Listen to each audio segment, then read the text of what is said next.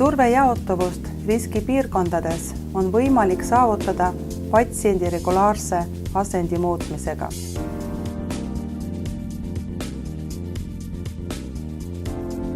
Enne asendi muutmist selgitage patsiendile, mida soovite teha ning julgustage teda asendi muutmisele võimalikult palju kaasa aitama.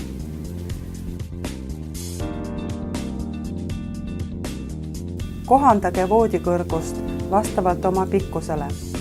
Laske alla patsiendi voodi peaosa. Patsiendi pööramisel küljeli haarake alati patsiendi puusast ja õlgadest, mitte käsivartest ja jalgadest.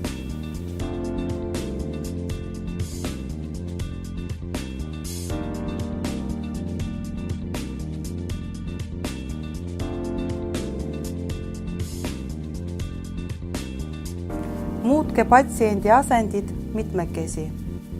Asendi muutmisel jälgige, et ei esineks patsiendi naha hõõrdumist vastu kontaktpinda.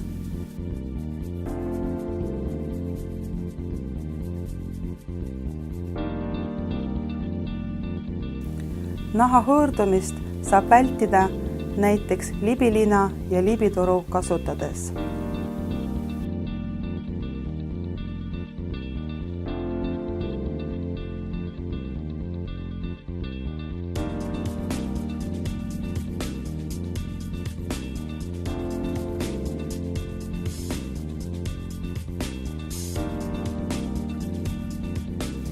Haarake libilinast võimalikult patsiendi keha lähedal. Liigutage patsiendi ühel ja samal ajal ehk sünkroonselt.